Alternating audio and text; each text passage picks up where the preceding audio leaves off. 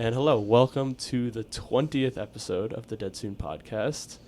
Today I have Daryl Richard, the Vice President of Marketing and Communications at Marist University. If you want to introduce yourself quickly, tell us who you are, maybe how we know each other also. Thank you, Shara. Appreciate you having me. As you mentioned, I oversee marketing and communications here at Marist University. I'm also a proud class of 97 alum. So it's a little bit of a homecoming for me to come back into this role a little over 2 years ago. And then, of course, you and I first connected when you took a class of mine last semester, a year ago, spring semester, which we'll talk about a little bit today because your help and other classmates was all focused on how do we elevate and better tell the Marist story with some of the rebranding work we just launched. Yeah, and I think it's also fun because like you're saying that you taught a class, but like that you're not even a professor, that you sort of like, I guess I could start with like how did that come to be? Like how did you end up teaching a class? Absolutely. So I know it's sort of funny you take this person who's got no background as a professor, but here he is in a classroom, teaching students. And I think it's one of the beauties of Marist is that they have a combination of professors and talented faculty who are experts in their field, combined with part-time faculty and those who come straight out of industry, and that would be like myself. So I spent most of my time, again, not in the classroom, but in the industry of communications and marketing, and bringing those voices in the classrooms for students as well. And so that's how sort of the dean of the School of Communications and Marketing came to me a little over a year ago when she heard at one of our cabinet updates about some of the branding research that we were engaged in the very early stages of evaluating the Marist brand, and that we were going to eventually figure out how to better elevate our storytelling and promotion of Marist. And she pulled me aside afterward and said, Daryl, oh my gosh, she's like, this would be the perfect experiential learning opportunity for students at Marist, particularly those interested in PR, marketing, communications, advertising. She said, is there any chance you'd be willing to teach a special topics course for a semester and pull the students into that work? And of course, I was beside myself with excitement because, this is exactly why we do the research we do when it comes to understanding a brand. And in the case of a university, your brand is all about why do students say yes to you over another college university. So what better group to have than a bunch of students currently here at Marist who just went through this process, some as recently as a year or two prior, if they're a sophomore. And so I said, yeah. And so we quickly put a syllabus and a class description together, and I sort of put a call out to students saying, hey, there's this class being offered, and we're looking for 10 students interested. And I think we got about 25 applications, so we quickly culled through those. And I purposely wanted a diverse representation of class year, geography, majors, and areas of study. So this way we got as broad a perspective as possible in terms of different students' experiences at Marist, so they could contribute to that brand work as through that process. So that's sort of initially how the idea came to the fore. And I give credit to our dean who helped, along with the support of the associate dean and others on our team, to so quickly put together a class idea and sort of solicit students for it. And then I think that's one of the beauties of Marist, and that's where, to your earlier comment about not being a professor by nature, but pulling in industry experience. And in this case, this is a great example of how students got firsthand industry experience on how do you build a brand campaign and how do you evaluate a brand and then find out what makes it special. Yeah, that it was so cool for me because I literally just kind of got the email, and I'm always looking for other like little classes to do or like extras to do. And so seeing the email, I was immediately jumped on it, and I was like, I need to do this. This is so cool. This is why I started studying advertising in the first place, and doing it, the whole experience was awesome, and I'm sure we'll talk a little bit more about that. But if you, going into like kind of your role before we get into any of that, so I'm not sure actually if this role existed before you came here. As far as I know, it was kind of like you came here and you were the first of this kind of like marketing and communications role. So like if you're explaining like kind of what you do and how this role came to exist to someone who's not really familiar with the industry, how would you do that? Yeah, absolutely. So the role that exists today in the literal sense, is new, meaning a centralized marketing and communication function that serves the entire university, reporting directly to the president of the university. Communications and marketing functions have always existed at Marist, but they've largely sat within the admissions office in the past, obviously with a heavy emphasis on how do we market to and enroll a class each year. And there were also like a public affairs role. So my actual own interest in coming back to Marist was sparked largely by my own experience as a student here. When I was a sophomore, there was a gentleman named Tim Massey who had just began his own career at Marist at the time as Chief Public Affairs Officer. I got to know Tim my sophomore year because I was a student reporter on The Circle, our student newspaper. So I would often reach out to him for story, either ideas or help using him as a source for stories. And then he sort of took me under his wing as I consider him my first ever professional mentor in life. So beyond the need to work with him on The Circle, he helped me with like career networking aspirations, just understanding what types of job opportunities there might be in the communications field post-graduation, and just an overall good person too, and helping me understand and grow personally and professionally during my time here at Marist.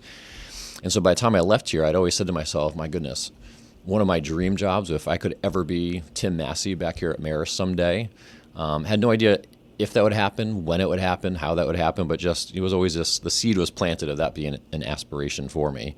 And so that's how it shows how the early version of this role had always existed, but not in the completely centralized way that it does exist today. So when I did receive the call now a couple of years ago, asking if I'd be interested in coming back to Marist and taking this new role as Vice President of Communications and Marketing for the overall university, I was sort of beside myself in a way in terms of like, this is a dream job. I mean, coming back to the place where it all started with me and really one of my earliest mentors in life, and who I still see today. I just saw him this morning actually at an event here on campus. We talk regularly. He was at my wedding. We get together for dinner regularly. So it just shows how deep the connections and the relationships that students make here at Marist can last and how impactful they can be.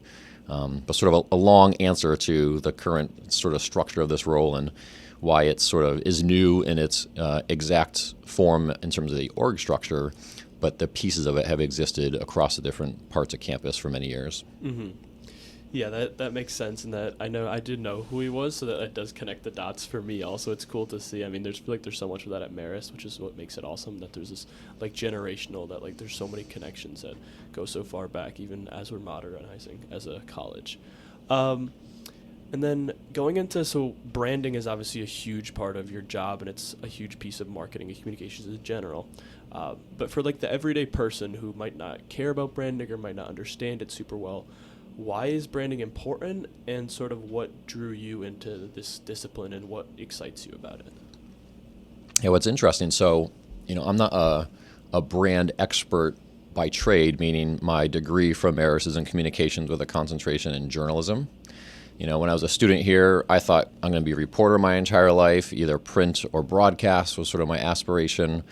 And quickly after graduation, I had a few jobs as a reporter. I had a couple of internships while at Marist as a reporter, which really helped me understand the industry and realize that there were elements I loved about the profession. I loved writing. I loved storytelling. But I took a single PR course my senior year at Marist and opened up this whole new world I didn't know existed within the communications profession. And so within a few years after graduating, I quickly made the pivot and said, okay, maybe journalism isn't the long-term track for me, but rather this idea of public relations and getting into communications, branding. So my earliest jobs were sort of a jack of all trades, a little bit of media relations and PR, a little events planning, a little marketing. And over the years, I sort of developed more of an appreciation for the power of a brand and all the different communications and marketing functions that lead to building a powerful brand. And to me, a powerful brand is all about and consumers' attraction to what your product or your company stands for. And so that's why this work we're doing now at Marist, I think, is so much fun, because particularly when you think about going through the college selection process, it's all about the combination of, yes, do they offer the right programs, academic programs, majors that I'm interested in, and some of the different experiences I'm looking for, but it's also about that right fit. And we hear that more common than anything else in our research. Is this place the right fit for me? And it's really hard to articulate in an empirical fashion what the right fit is. It's more of an emotional connection one has. And that's what brands are all about. You need to communicate, yes, a value proposition, but combine that with an emotional connection with your consumer. And for us, the consumer is largely, think of high school students who are looking to go to college for 4+ years. And so that's why this work at Marist has been so fun, because it's not just about saying, we've got all these different majors and minors to choose from. We've got great experiential learning and D1 athletics. Those are important to me. Those are check boxes that you go, okay, they have that. But then it's the emotional connection side. And the class, spent a lot of time that I taught on that piece, which is how do you build storytelling that creates an emotional connection, an emotional affinity for this place. And so to me, that's what branding is all about, is sort of how do you appeal to consumers in terms of, oh, great, that's a valuable product, but there's also an emotional connection to that product. Yeah, I mean, just that indescribable feeling part that you're like, that fit is obviously so important. I think that's why branding a lot of time can end up being harder than people think, is because like a lot of time people think that, all I need to do is advertise that we have a 30-to-1 we have student to faculty ratio, or like we have this, we have that, we have the sports, we have everything. But a lot of time it's like you could just visit it. Like there was sometimes a school looked great on paper for me, and I just visited and I literally was on campus for 1 second. I was like, no, this isn't it. Right. And then for Marist, it was like I got on campus and I was like, I think this is it. Like it's not like you can just instantly describe it, and that's why there can be teams, and that's why advertising and that's why marketing is so interesting to me personally, is that there could be essentially a lot, like there are schools that are very, very similar on paper to Marist that they could have the same tuition, they could have the same like things that they offer, but then there's that indescribable feeling that as soon as you get onto campus, like you just know. And that's I think when I first met you, it was probably a part of it that I would like literally explain, that I was just like, why I went to Marist. Some of it is like, I don't really know. My mom just kind of was like, all right, we should visit. We should just check it out. It's only an hour. And then obviously it ended up being the place that I've spent 4 years, and already 4 years, which sounds even crazier now. I know, hard to believe. Graduation is right around the corner for you. I know, it's definitely crazy. Then I guess the bulk of this interview and what I think is the most interesting is that, as many people potentially listening to this know, Marist transitioned from a college into a university. So if you want to just start with like, where does the idea from that come from, and for everyday people, like how can you transition? Like how does that even happen? Yeah, absolutely. So there's a lot to unpack there. Actually, the question of Marist College, should it be Marist University? I mean, it predates me. It predates President Wyman. I think it had been a question that had been asked for a long time. In a very practical sense, there was actually legislation or regulation that changed within New York State, where we sit, back in January 2022, that actually enabled more colleges to make the transition to university if they wish to do so. And that simple change was, up to 2022, New York State actually had the most rigid definition of university in the country. As a result, a lot of institutions in New York were sort of at a bit of a competitive disadvantage, if you will, because to be a university in New York State up until 2022, you had to have doctoral programs in 3 or more different areas of study. The simple change that was made a couple years ago was that they changed the regulation to say if you have graduate programs in 3 or more different areas of study. And Marist has, 14 graduate programs today, so we had already long met that definition. And so it just sort of sparked, I would say, a renewed conversation. Like I said, the question had been out there for many, many years. So it sparked a renewed conversation of, should we evaluate, is it the right time to consider making the transition to university? One of the reasons it was the right time to ask the question again was we had just deployed Marist 100, which is our new strategic plan for the institution. That carries us right to 2029, which is our centennial celebration when we turn 100 years old. So we had this solid new 7-year strategic plan in place. We said, okay, now that we've sort of built the long-term vision for Marist, let's go back and let's ask this question, university or college. And so that actually put us into almost a year's worth of research. And that's the first thing we did, was just a lot of research amongst students, faculty, staff, alumni, what other peer institutions had done to understand what do people associate, and this is where it comes back to branding work, right? What do people associate with the name college, and what do they associate with the name university? Are there pros and cons? So spent a lot of time going through that research and then having focus groups, town halls, a lot of listening sessions. And that ultimately is what informed our decision to say, yeah, let's move forward with the transition and officially file with New York State to become Marist University, which we just celebrated a couple months ago. January 29th was our big University Day transition and celebration over in the Dyson Center.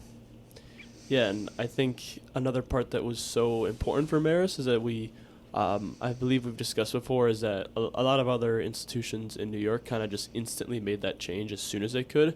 And I think what was so important is that Marist realized the weight, and you guys knew that this is a big deal. Like, this is something that could backfire potentially if you don't know what you're doing. And it also is just a big thing in general, and you don't want to just be making the change the same time at every other school. Like, I know a couple of our competitive schools like that in our conference made that change almost instantly, and it probably didn't hold the same weight. And I like the way that you guys did it, where it was making it into this grand thing and then sort of a rebrand, which that also is my next little thing I wanted to talk about. Kind of for the everyday person to understand, like, what goes into a rebrand, because obviously this was a year plus 2-year process. Like, if you don't have to get into the super nitty gritty details, but like, what does that look like from kind of start to finish, and like who's involved? Yeah, absolutely. So one of the things I think that positioned us well for the university transition was the fact that before we started talking about the question, should we become a university, my team and I had already begun the research for sort of a refresh of the Marist brand. And that's even when the class had started where you and I met.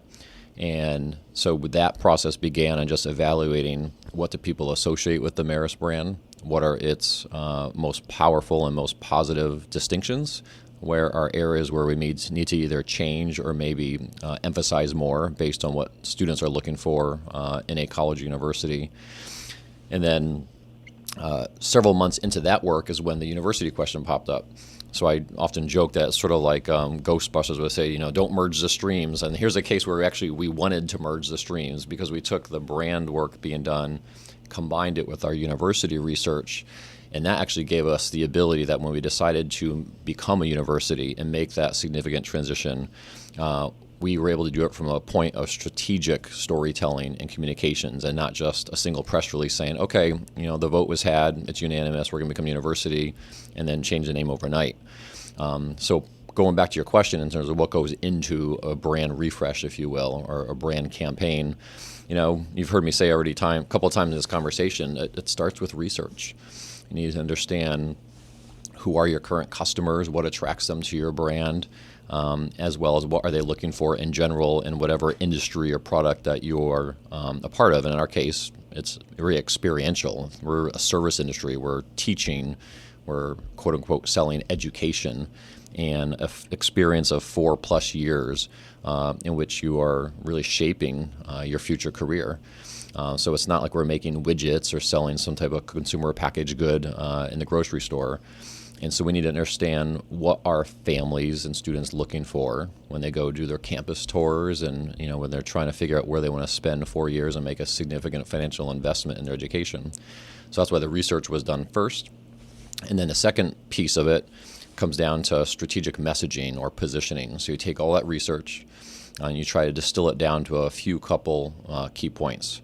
And we ended up building, that was one of our class exercises, sort of what we call the message platform, where it's a very short narrative that is sort of the Marist story, and that's underpinned by 4 message pillars. And those 4 message pillars are like the 4 areas of distinction that should appear in all forms of marketing and communications, whether it's a piece of print collateral, a social post, someone giving a speech at a conference, or an on-campus event.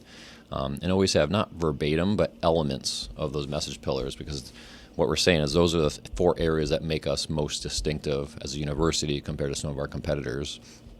And so you've got the research, you got the strategic messaging and positioning, and you got the third piece, which is the creative. So what's it look like when that brand comes to life? What does it look like on the website, on social media, on posters, or light post banners around campus, etc.? People often jokingly refer to that as the fun point, right? Up to now, you've been doing a lot of research, you've been going through data, you've been having to write a lot of language around the positioning, but now you get to talk about color palette and textures and gradients of different images you might use, and video and photo selections and logos. So that creative is that third part, and then you pull them all together, and then you have yourself sort of a brand campaign. So it's telling a story, it's trying to establish an emotional connection with who you're telling that story to. And then visually, once they interact with your brand, again, either virtually through digital channels or in person, in our case, when they're on campus, you want that brand to come to life for them just as much through their eyes as it does through their ears when they're hearing something as well. And I mean, I think the way you put it is great. I think there's also, like, for a lot of people, they might not know how much goes behind it. And obviously that research part is so key, because I would bet that some institutions because it was just that name change for them, there wasn't a lot of research necessary for them. But I love how Marist ended up taking it as sort of that brand plus university combination to kind of use, because changing the university is already kind of like a moment in history of the school, so turning it into an even bigger moment was such a good play from you guys. And I think it's really cool how it all ended up, and getting to see it in that the celebration was awesome. One of the things I think I most appreciate is we had over 4,000 respondents across all of our different research groups. Again, students, faculty, staff, alumni, parents. We surveyed high school guidance counselors. These are all groups that we surveyed. And I mean, so that's a substantive number of voices that we're able to contribute and help us understand both questions about our brand strength and what does the Marist brand represent, but then also questions specifically about university versus college. So we're able to take those two pieces of research, if you will, those two areas of research, put them together, and that's what did position us well to make that transition from a place of confidence, and it was, resoundingly supported and celebrated by our community. Yeah, I mean, it should be a moment of celebration, which is good. I think that's why it was important that you guys, even especially like talking to alumni, because I think sometimes alumni can be more challenging, because it's like when they're looking back to I didn't go to Marist University, I went to Marist College. Even me getting to see a little bit of just the feedback from different sort of stakeholders and different people around, it's very interesting, and you get to that's why research is so valuable, because if it's just this marketing team trying to think of the ideas, they're gonna be lacking a lot of different perspectives. Yeah, that's why one of the core principles we realized in the launch of the announcement of becoming a university, and then of the brand campaign to support it, was that we needed to emphasize, particularly for alumni benefit, not just what the university name now means, but also what the university name means won't change. So just important to emphasize the new things and opportunities as it would be what's not going to change. So we found there were a lot of misperceptions with the university name versus college name. So that helped us, again, through the research, realize where to emphasize in our messaging, a couple areas to quickly neutralize those misperceptions. And luckily, they really didn't manifest, because we were intentional and proactive in our messaging to say, no, we're not going to suddenly, double in size and become a 10,000, 15,000 student, university like a lot of public institutions. Number two, no, we're not going to suddenly become a research-focused institution where professors have to spend their time publishing and doing research by themselves versus in the classroom. This is still a university where it's all about teaching and faculty wanting to have small group and one-on-one interactions with our students. And then lastly, we're not going to suddenly pivot to becoming more of a graduate-focused institution. Do we have graduate programs? Absolutely, and we'll strategically invest in some of those areas. But this is an institution that has long been and will continue to be about the residential undergraduate experience, and how powerful that is, and having those 4+ years to really have that experience on a campus with faculty who are mentors as well as professors, and pulling all that together. Yeah, absolutely. I think it's so important, and it's why it's huge to have everybody sort of on board and make sure nobody's being ambushed with this idea. And if we're going into that idea of the school having a brand, we in our class, and I know Marist as a whole, didn't really have one uniting logo, and that was a part of discussions and research, I'm sure. So why is it important for a school to have a sort of brand, And was Marist sort of lagging behind by not having that kind of distinct logo? Yeah, I don't know if we were lagging in our brand. I think it was just a choice that, where the Marist logo was its name. And as we were doing analysis of a lot of other institutions, both our peer, what we call peer and aspirant, so we know which universities and colleges we most often compete with on an admissions basis. And then there are plenty of universities and colleges where we aspire to, whether it's based on selectivity of admissions or types of programs we offer, et cetera, that we aspire to be like. And the majority, overwhelming majority of institutions have some type of mark, some type of icon associated with the name of their institution is what we found. And so, again, like everything else, we sort of tested the idea, mark or no mark. Should it just be the Marist name by itself, the red Marist, which it had been for decades? Or should we introduce some type of icon next to it? Because the benefit of an icon is if you build brand equity and familiarity with it over time, that in and of itself can become part of your brand recognition, having that icon by itself. And so as you recall, it's one of the more fun and I would say very enlightening, teachable moments for both myself and our class going through the creation of the logo. So I think we had up to 9 different variations initially and working on all different concepts from very traditional all the way up to very modern. And that was intentional to sort of see where we felt comfortable on the scale of what feels right for Marist. And then we got pretty far along in choosing one and started to socialize that. We presented it to Student Government Association, athletics, admissions, Alumni Executive Board, a bunch of different groups. And that was intentionally to get feedback. And enough people were supportive of it, but not enough where I felt in my gut that I was like, okay, this is a slam dunk. And it was actually a meeting with one of those groups where, there's probably more questioning of, I don't know, is that quite the right logo? That it made me come back to my office that day. And I sat down with my head of marketing and I said, I think I want to look this over one more time. Let's go back to the drawing board one more time. And we spoke with our creative partner and agency we're working with and came up with one more concept. And that's what we now see as what we call the shield with the script M in the center of it was born. And that was because of the saying, I'm not satisfied with good enough. I want it to be perfect. I want it to be a slam dunk where when people, students, faculty, staff, alumni see that new icon associated with the Marist name, they go, that's it. That's what it represents Marist. That looks like Marist. It makes me feel like Marist.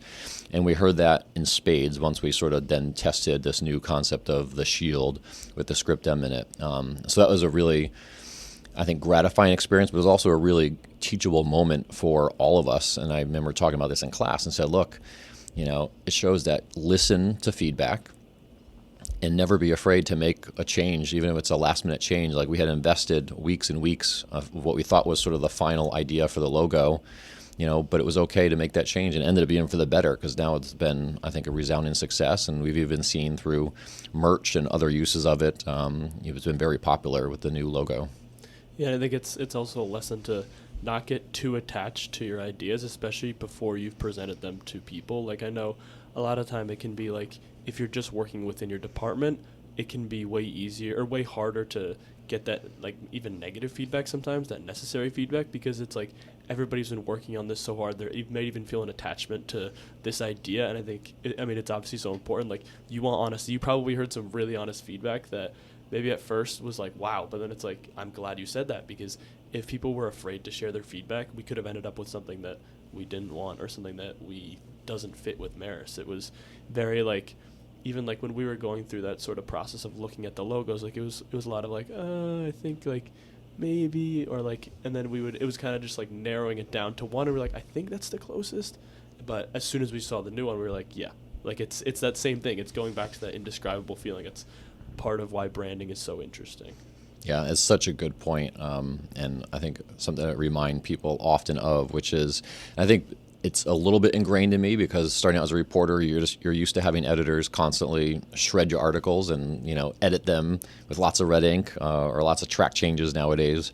So you get used to that feedback and not to take it personally. But that's a hard skill sometimes to not take constructive feedback, constructive criticism personally. And to your point, so you end up getting wed to your original idea. But if you can get over that and see the benefit in soliciting feedback and constructive criticism, the end product is always better. And this is a case study in which that was the case, in which listening to some feedback, which wasn't always 100% supportive of some of the early logo ideas, landed us at a place with an end product that everyone absolutely loves and has now been super popular. Yeah, and I mean, it was such an interesting process to be a part of, and it just was a lesson, and I think just how important feedback is, especially in this industry. I know you talked about that, like that journalism part, so just sort of transitioning into your career as a whole, can you tell me about, I know your first job, or I don't know if it was one of your first jobs, involved like being in DC. Could you tell me more about that, and maybe some of your other jobs that you've had along the way that kind of set you up to be where you are? Yeah, absolutely. So I jokingly say I've sort of had every type of communications profession that you can have, meaning I started out as a reporter, then went to work for a small nonprofit, then went to work for a PR agency, then went in-house at a large corporate publicly traded company. Now I'm at a university, so I've sort of industry-wise, I've crossed so many different types of disciplines and roles that you can play in communications. And frankly, I think that's one of the beauties of this profession, right? You're not siloed into an extremely narrow or pigeonholed type of job, and you get to do so many different things. Every day is literally different when you're working in a communications or marketing type of role. So yes, my first job out of college was working at a news outlet in Washington, D.C. called Congress Daily. And I was a poli-sci minor, so to me it was like the perfect marriage. I was a journalism major with my minor in poli-sci, so I was covering politics. I was covering the White House and Capitol Hill every day. It was a summer position, so I knew it was a short-term position, but it was my first foot in the door at a place and a job right after graduation, which I was grateful for, down in the nation's capital, which is a city that I absolutely love. So after the 6 months of doing that job, I sort of had a question to ask myself, which was, do I continue to look for a new job as a reporter, or do I possibly make a pivot? And that's when I actually made that pivot. And I started also to applying for PR roles, largely at nonprofits and different organizations, trade associations down in D.C. And so I landed at a small nonprofit called the Senior Executives Association in D.C. as their communications director. It was a small group. I was one of 6 total people on the staff there. So that gave me the opportunity to do a lot. As a result, I sort of had to be the jack of all trades. This is a small nonprofit that represents the interest of, so not your agency heads or secretaries, but the next level down. So they call them career federal executives, people in those roles largely for their career in the federal government. Did that for about 2 years or so, and then decided my wife and I, or fiance at the time, and I wanted to get closer to home. We're from Connecticut originally. And so we ended up looking for jobs up in Boston. So that put us much closer to our family. Both of them were in the Connecticut area. And that's when I worked for Weber Shandwick. So they're one of the largest global public relations agencies around today, and spent about 3.5 years at Weber Shandwick, largely with technology-focused clients. And it was a cool combination of some startup companies who got to work with entrepreneurs and really help launch the brands for some small companies in the tech space, as well as some blue chip companies. One of my clients was Fujitsu, which is a Japanese-based tech company, as well as Xerox. So it was a great chance to really understand the craft of media relations, because a lot of what I did at the PR agency was calling reporters at all sorts of publications, from national newspapers to industry trade magazines, trying to secure placement stories about your client. Because that's one of the ways to really build brand recognition, is to position them as experts in their field in the media, sort of a third-party validation of the work they do or of their product. It's also where I started to learn how much I enjoyed team building and mentoring myself. And I think that's a product of how I was, the experience I had at Marist and the education I had here. It does center so much around connections and mentorship from faculty as well as staff. And so I think that was just ingrained in me when I play that role myself. And so I started doing that with younger new hires at the agency. So after 3.5 years at an agency, moved back to Connecticut when our first child came along. And that's when I decided to look for a corporate job. I decided, I think I want to go in-house. There weren't a whole lot of agencies in the Hartford area, which is where we settled. We went back to Connecticut, and that's when I landed at United Healthcare and ended up spending the lion's share of my career, about 17 years, working at United Healthcare in-house as part of their corporate communications team. And they're now the fifth largest publicly traded company in America. So it was a great experience to work at, started out at this tiny nonprofit, right, with a total of 6 staff members. And then by this point in my career is now working at a global publicly traded company that had 300,000 employees. So it was a great opportunity to sort of span so many different types of both work environments and industries in my professional career. Yeah, and I think through that you kind of answer my next question, which I could probably answer. Sort of just like the idea of like how that career history has helped you in your current role. I mean, it makes total sense. You having like, I think it's important, especially in like communications related fields, to have a lot of different experience. Like even you talked about how like you were a journalist, then you ended up being the person that was contacting journalists. Just like, I think it's cool that there's so many connections. So I guess what I'll ask is, what in your current role do you think what are some things that you sort of look back and you're like, I'm glad I learned that in this role in the past? Like, how are these things helping you now? Yeah, so there's 2 things that immediately come to mind, and it's a podcast so people can't see what I'm talking about, but there's a picture hanging in my office right now, right next to you and me, where it says there's a comfort zone, which is this big circle in the center, and then there's a circle almost toward the edge of the frame that says where the magic happens. And the whole idea is that when you get outside of your comfort zone, when you stretch what's familiar to you, that's where great things can happen personally, professionally, in terms of your career ambitions. And it takes a while to get there, though, because it's not natural to be comfortable being uncomfortable. And I learned that slowly through my own career progression. And the more I was willing to go outside my comfort zone and take promotions or roles that I may not have been comfortable with at first, I now look back and say, oh my gosh, had I not done that, I probably wouldn't be in the job I am today. It introduced me to different types of leadership experience, managerial experience, so much just tactically the type of work you could do that's outside sort of the core area of focus. A great example would be one of the roles I had in United Healthcare was a bit more of an operations role. You're probably like, wait, operations, but you're a communications guy. So it was related to communications, but this role, part of the team that I was managing, used Six Sigma processes to manage a high volume, like 1 million plus communications going out to doctors and hospitals around the country every year. So I had to start to understand, process management, workflow and workforce management, how Six Sigma works. I mean, I was completely out of my comfort zone there, and for a while thought there's no way I could do it, but it taught me a lot about, sort of business acumen. And the more you move up in terms of your roles, the more you need to understand how to think with big picture, to think holistically, not just about your specific skills or your craft, in our case, communications or marketing. So it's definitely my advice to any of your listeners would be to absolutely look for opportunities to go outside your comfort zone when you can, both to grow both personally and professionally, because when you look back, it's going to open up so many more doors for you as a result. And the second piece, I think, of advice is just, actually it came from, I went through a leadership development program during my time at United Healthcare. It was an in-house program they ran for managers to help them sort of become comfortable as leaders within an organization. And I was approached by one of the other executives that was my classmate in this program. It was like a 6-month program. He said, hey, would you ever want to be a market CEO for our Medicaid business? I said, but that's not a communications role. He's like, yeah, I know. He's like, but you've expressed an interest in just in sort of business acumen and running a business. And I said to him, I have no experience in being a market CEO. It was a sales position, basically, where I'm in charge of the business for, in this case, would have been the state of Maryland. And so I contemplated for a bit, wasn't ready to make the pivot out of communications, but I said to him, but how could I even, have that type of role with my background? He said, well, you get to a point in your career where it's not so much about having the technical skills, it's about knowing the right questions to ask so you can make good decisions.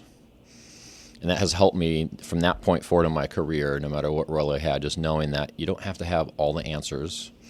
You surround yourself with really smart people, and you just need to know the right questions to ask so you can make smart decisions. And particularly when I get into tough situations and I feel like, oh my gosh, I have no idea what I'm talking about here, or I have no idea what other people in the room are talking about, I just pause and think about his advice, and just ask lots of questions, because when you ask the questions, you become inquisitive and you become curious, and you can better understand an issue or a situation. And so that was great advice I had learned early on, and again, it applies to any job, any role, any industry. It doesn't matter, what you're doing. It really helps sort of ground you in what leadership is about, which is, helping get to a good decision, not just about the technical skills of your personal craft or trade. Yeah, those are two awesome pieces. I know I've always seen this up in your office, and I know you have it on your LinkedIn too. So I've definitely seen it. I think it's awesome. I think it's something that I've been learning more, and I think even like with doing this podcast, like I delayed doing it for years because I was just like, I don't even know what I'm doing. I'm embarrassed. I don't have any qualification, but I'm just like, at this point, I'm just like, I do it. And I think the reason that I'm enjoying it is because I really don't care if people are listening. I just do it because it's fun, and it gets me like being present in the moment, and I kind of have to be here. And I think that's something that's so important. And that also, through that answer that you gave, you also answered one of the questions that I was going to ask at the end. So that's perfect. I think, my last part of covering sort of your career, what was it like returning back to Marist after being a student here? What changed and what didn't change? And I think the thing that didn't change will help in sort of understanding like what's that core part of Marist that makes it Marist. Yeah. Oh my God. Coming back here has absolutely been a dream job, without question. I'm now 2.5 years into this role, and people still probably wonder why they see me walking on campus in the morning when I first arrive at work. I still have like grinning ear to ear most days. I mean, not every day, but most days. I'm just so excited to be back here. And part of it's the energy of working on a university campus, right? And the students here they're so interested in engaging with each other, with faculty and staff. I mean, it's just such a positive community, which really helps. But coming back here and walking the same sidewalks and pathways and being in the same buildings where I took classes and where I would hang out in my free time and where I would throw the frisbee on the green with my friends, it's just so cool. It's rare. And when I decided to leave my prior job, I was at Quinnipiac University before this, which is my first sort of break into higher ed. I had no higher ed experience prior to that role. And I was there for about 3 years. And when I let the president of Quinnipiac know I was leaving to come to Marist, and explain that, look, it's rare that you get a chance in your life to go, particularly within our craft of marketing communications, to go somewhere where my job is to market a product that I am a product of. Right? So I'm a product of Marist. Marist helped shape me. Now I got to go back here and help tell all the good things about what a great place this is and why it's such a fantastic option. Most people don't get that in their career, and that's, I say, particularly in our craft, because to be in public relations or marketing communications, your job is to help promote, to sell, to storytell around an organization or a product. So you have to really believe in it. It's really hard to do that for something that you don't believe in, that you wouldn't personally buy or want to experience yourself. And so to be able to come back and do that here, that's why I say it's both a dream job, and most days it's a job that, I won't say it's always easy, but it's easier just because of the personal connection I have to the place and to the community. And there are several members of cabinet I sit on, which is a leadership team at the university. A couple of members around that table who were professors of mine back when I was a student. So it's a bit of a surreal moment. And I still call them professor, even though they're deans or vice presidents today. But it just, to me, it's Professor Schaffer, and others, and Lee and Barbara over at the Marist Poll, who were hugely formidable in getting me some great internship opportunities while I was a student here. And so it's really fun to come back and work with so many people who were instrumental in shaping my own life, now over 25 years ago, I hate to say.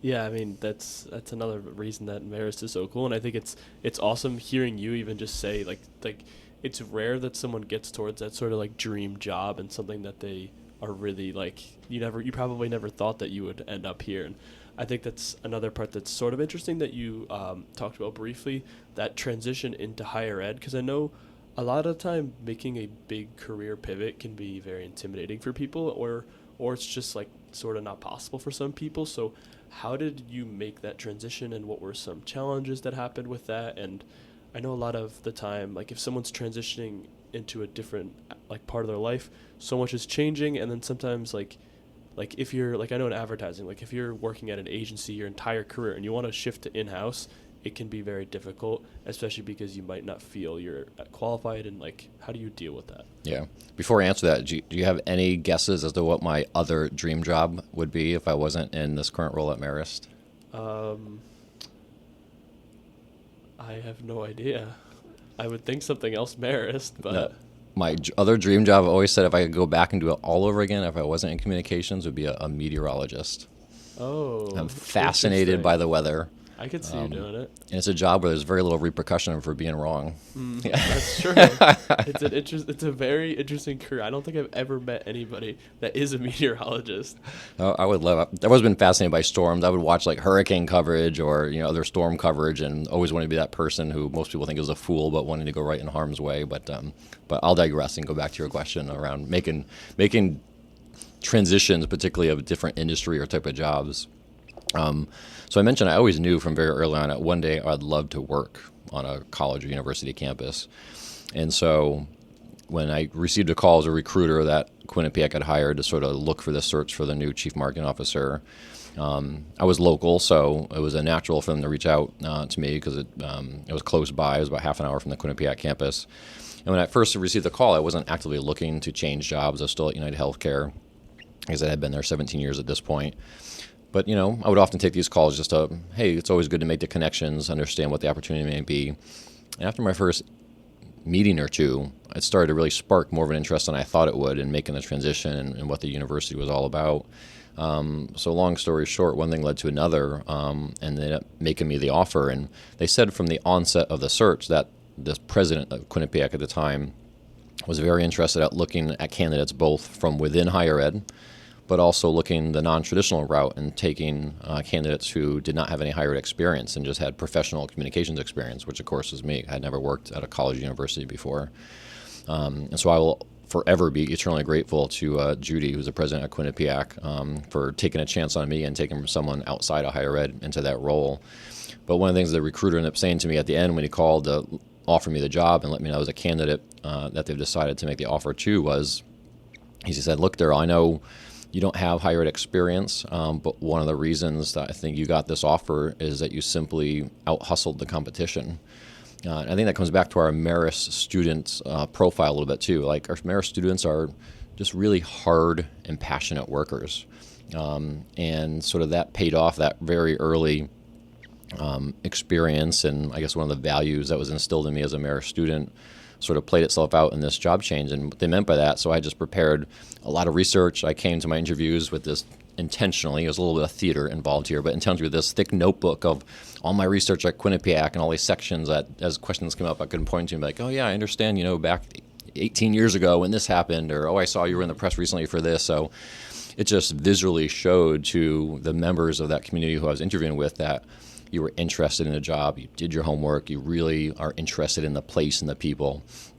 And so when the recruiter said you simply out-hustled the other candidates, at first I was like, well, what do you mean by that? But then it really speaks to interest in an opportunity in an organization. And most employers, when they're hiring someone, they want to hire someone who really cares about being part of the place, right? And so it was I think that's what helped me make that, as you said, how do you make a transition from corporate communications at a publicly traded healthcare company to being chief marketing officer at a university, two completely different industries and fairly different types of roles. And part of it was just immersing myself in researching the place and the people so that I could then translate and really a lot of communication skills are what I call transferable skills. I mean, if you know how to write well, speak well, crisis communications management, you can apply it to any industry once you get to know the industry. Those are skills that are pretty transferable. So a lot of it then boiled down to, can I just showcase and convince the leaders at Quinnipiac that my skills from United Healthcare, Weber Shandwick, being a reporter, were transferable to a university setting, and I just needed to, get read up on the higher ed landscape. Yeah, and I think, that story alone is very, it speaks to how important, self-belief is, and that, if you didn't think you were capable of it, it would have been way harder, and even if it was a little bit, I'm sure it was intimidating going into those interviews because you had all this background in not higher ed, but I think that's why it was so important. I think that's why self-belief is so important, especially, like for me, like when I'm going into interviews, it's like I know 99% of people have the exact same resume as me, but that's what it comes down to. It comes down to making that impact. Yeah, and now make no mistake, there was plenty of imposter syndrome going on for a while when I had the role, because I was like, oh my gosh, I have the role. I'm now sitting in university, and now I got to, be the chief marketing officer and understand how admissions processes and how recruitment of students work. But again, it comes back to the whole comfort zone discussion. So I was definitely out of my comfort zone for a while, and I look at where I am now and way more comfortable being in higher ed and in this role as a result of pushing myself initially outside of my comfort. Yeah, I mean it's a good lesson, and I think especially like I'm sure that imposter syndrome exists when like especially in like getting into like a higher, more senior role than that, like because if it was like at like a management level, then you at least have people above you that you can see exactly like, oh, they had this role before me, it's very easy, and then you were sort of had to figure it out for yourself. And then sort of getting towards the end, I wanted to do some like quicker rapid fire questions, sort of getting to know you a little bit better and just some little details. So my first one is, what do you do in your free time when you're not working on marketing, communications, not at Marist? My wife laughs at me, but I just love spending time outside and in the yard. And so whether it's landscaping, mowing the lawn, getting my hands dirty, I just like being outdoors. So to me, that's my free your headspace type of time. Absolutely. Just being outdoors. Awesome. Yeah. My next one, this is more relating back to the rebrand, but what's like a random sort of challenge that you guys faced during the rebrand that you didn't anticipate? A random challenge? That's a good question. Well, it was probably around the logo. It's that story we shared, but I mean, again, that came up at literally the 11th hour when we were ready to sort of close the book on making a determination on the new logo. And then just realizing some of the feedback at the last minute was saying, nope, I don't think it's the right one, and having to sort of reopen that book and go back to an entirely new design. Yeah, I mean, that makes total sense. I'm sure there's those like little hiccups that you guys face that you don't anticipate, but I think that's why it's so important having a good team around you and stuff like that to make sure that you guys are ready for things like that. I guess I'll add one on additional that I thought about it to that question. So when we would announce becoming a university was contingent upon when we received approval from New York State that we were cleared to make that transition, because you need state approval. So one of the challenges that popped up, we kept having a scenario plan for months out as to when we get that approval, but we never knew for sure. And then, of course, we filed, I think it was like in September, and we thought we'd be an October agenda because they meet every month, the state, to review these applications. And we thought we'd be on September, and then September came and went, we weren't on. We thought, okay, for sure, October, November, those came and went, and they were not on either of those agendas. So we kept having to push out. So ultimately it ended up being a December approval that we received, and that's when we made the announcement. But I mean, talk about a challenge of having a scenario plan months and months in advance of when we're going to announce it. And then you're constantly, particularly with in a higher ed calendar, right, you're working around final exam schedules and breaks and when are students going home, and there's so many complicating factors. So that became, we thought we had the best laid plan 6 months in advance, like we knew exactly when to announce it, but then we had this curveball thrown at us with the state taking several months longer than we thought, so we had to constantly adjust and pivot and readjust the timeline based on what could possibly work. Yeah, because I mean, even just you saying that, like, I would have thought that would have been the easiest part of it, like, which is probably what you guys thought. Where like, I would think like, oh, they sit down, they're like, okay, they have enough master's programs or whatever, graduate programs done. But obviously, wasn't as simple as that. But I mean, it's good that you guys, it's a lesson in being able to adapt, definitely. Yeah, it's one of those things where it had nothing to do with. It took them a long time to review our application and decide whether it was yes or no. It was more of just getting on the calendar. It was that simple bureaucratic process of they had busy agendas each month, so we just kept getting pushed to the next month, and then they finally were able to evaluate it in the beginning of December. Yeah. And my next one, what's the best piece of feedback you got? And this could be, I mean, it could be a harsh and honest piece of feedback, or it could be sort of any kind of feedback that you got throughout the rebranding process. Through the rebranding process, sort of specifically. maybe just when you were approaching these different stakeholders and getting all that research. Is probably around the word more in our tagline. So the tagline we came up with for the campaign is inspired to do more. And the reason for that, the more really correlates to the power of and, not or, which has become very prominent in our storytelling at Marist, and how Marist students, choose and. So you get to mix and match majors and concentrations. You can study in Poughkeepsie and Florence or one of 70 other abroad programs that we offer. You can be a D1 athlete and a scholar. So there's all these great combinations that come from being both a liberal arts school, but also a school that has all those different pre-professional programs. And so that was our reason for choosing more and the vision behind it. But some of the feedback we got was people interpret more as simply quantity. And they're like, no, we don't want to advocate burnout or just trying to build as long a resume as possible. And, that's especially in today's society where it's all about having better balance. And so we obviously have stuck with more, but what's been important is that we define it appropriately and that we shape the stories we tell around Inspired to do more all about the mixing and matching of different combinations of experiences at Marist, as well as how it's about quality, not quantity. What are the quality of those experiences you choose? What are the quality of the sort of ambitions you have and the impact you want to have? It's not just about the quantity and trying to have as many clubs and organizations or as many internships as possible. So it was, because we really love the tagline.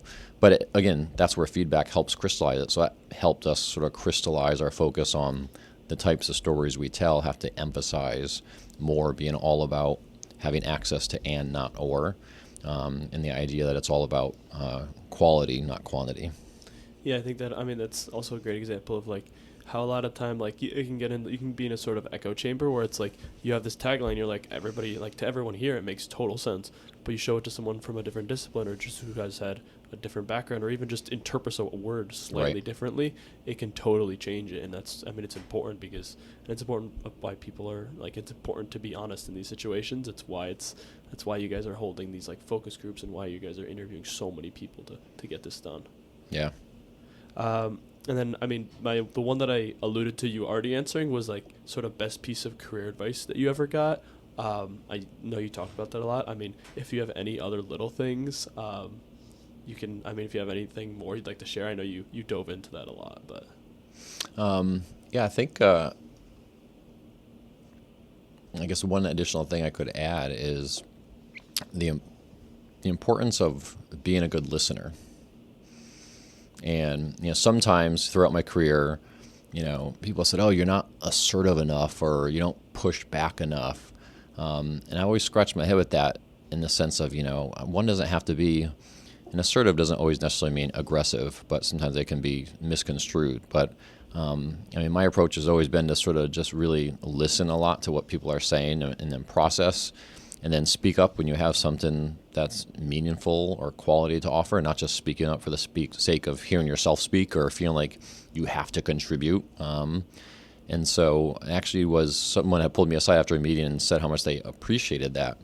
And that as a result, when I would speak up in meetings, it sort of carried a little bit more weight because they're like, oh, you're contributing something after thoughtfully listening versus, oh, that person who always talks 20 times in every meeting regardless. And so I think the importance of listening, because listening is also about understanding and processing the different perspectives you're hearing.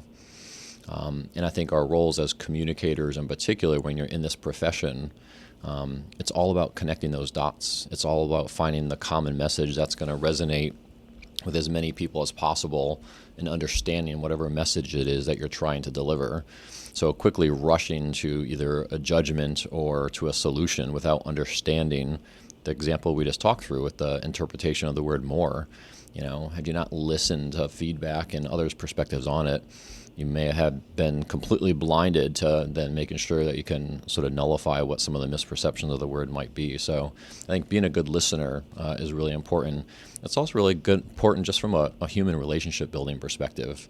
And nowadays, people don't take enough time to just sit down, have a good conversation with a friend, a coworker, or a family member. And sometimes it just helps to be listened to. So it's a valuable skill, I think, that anyone can lend to another. It really helps a lot. Yeah, I think that's awesome, and I think it's so valuable. And I think I'm glad that you connected it to sort of like not even just career but life. I was talking to my brother on the phone yesterday, and I was telling him about a quote that I had heard recently that's become one of my favorite quotes. And I don't have the exact thing, but it's basically like the best gift that you can give someone is your absolute attention. And we were sort of talking about how a lot of like our best childhood memories, like none of them are going to be like, oh, like it's all basically every moment that you can think of is a moment where people were giving you their absolute attention and where everybody's just in the moment. I think it's a big part of this podcast and the themes of it. It's like that whole being present and really just giving your undivided attention to things, and that's when you're going to feel the most happy. You're never going to be sitting on your deathbed and wishing like, oh, I wish I spent more time on my phone. It's always going to be, I wish I spent more time with this person. I wish I called that person. That's why it's so important, and I think it's a reason why I've been doing this podcast. It's because it's a time where I truly am like completely locked in and have no other option but to be paying attention. I love it. Absolutely. I could not agree more. And it is such an important part. And, at the end of the day, you're right, it has nothing to do with career aspirations. It's just rewarding personally. And I think people find that they feel good after just spending some quality time getting to know someone or just have a nice conversation with someone. I was in D.C. just 2 weeks ago meeting with our editor of one of the publications we work with. And he's like, oh, you can sign up for my virtual office hours or meeting hours. He's like, here's my calendar, and you can do a Zoom. I said, no, I'm actually going to be in D.C. anyway, so let's meet for coffee. He's like, oh, really? Like this whole idea of just getting together in person has become novel, unfortunately, I think because of technology and the availability and ease of taking a call or a Zoom meeting from anywhere. And after he's like, I'm really glad you told me to do this. He's like, this was really nice to sit down for 45 minutes over a cup of coffee and actually get to meet. And, yes, we talked about business, but we also talked about our most recent trips to Disney because it turned out we're both huge Disney fanatics as families. So, it's making those types of connections that you often don't get when you're just quickly rushing from one Zoom to the next or one email to the next. Yeah, definitely. I think it's huge. And sort of getting into, I have two last things because we're just about out of time. One, because I know, I'm building a profile for this about you, and I know a part of the thing that we were talking about in class is like why it's important to sort of like be in person and observing the person in their sort of element in their office. So I know this isn't a video thing, so this will be more for me, so I can, when I'm listening back to this, write this out. But if you could just like tell me about some like the favorite things that you have in your office that are important, because I know you have like the comfort zone picture, so any other little things. I know you have a bunch of things around in the office, so some of your favorites. And that's hard. So there is an or sitting in the corner of my office, and it's got the United Healthcare logo on it with about a dozen or so names on it. So that was given to me by my team at United Healthcare when I left to go to Quinnipiac. And the reason for the or is one of the best team building exercises we ever had when I was leading that team was we read this case study about a Harvard Business Review case study about the Army crew team. Apropos, since West Point is now just 45 minutes south of us here on the Hudson. And the case study is all about how the JV boat kept kicking the butt of the varsity boat, and the coach was scratching his head. He's like, I don't get it. I recruited the best varsity team I've ever had, but why do they keep losing to the junior varsity boat? And sort of the moral of the story that you'll learn through the case study is it talks about how do you build successful, high-performing teams, and how it has to do just as much, if not more so, about chemistry, camaraderie, and wanting to see that your teammate do every bit as good as you, if not better, more important than the technical skills and having the best form of rowing, of pulling the oar through the water or the best erg time, etc. I love that case study for those reasons because it just really has so many great metaphors for building highly successful teams. And as part of that, we studied the case study for half a day, and then the second half of the day we went out in the river. In this case, we were in Austin, Texas, where they have a corporate rowing center. You can go on the river in downtown Austin, and then we actually rowed as a team in 2 8-person shells. And you can actually feel, this is where come back to our discussion about brand, where brand is just as much about experience as it is about the words or the visual elements. When you experience what it's like, all 8 people to row in the same direction at the same time, and how smooth it feels compared to one person maybe messing up their oar just the slightest bit, you can feel it off kilter, all on the same page. It's just such a great learning experience, and I think it brings to life the importance of having teams that care as much about each other's success and each other as people as it is about personal or career aspirations. So that's why the or sits back there, and it's one of my favorite pieces. It reminds me of that team and that really special moment we had when we rode together sort of on the river in Austin. You also see a bunch of little figurines that represent, so we're a big Marvel family. So you see the Flash is there because one of my previous team members gave that to me because she said, you're always running like meeting to meeting here and there. It's like you're never stopping. So she gave me the Flash. You see Game of Thrones represented, one of my favorite all-time shows that my wife and I binge watched when it came out. We sometimes literally watch like 8 episodes in a row and stay up till 2 in the morning.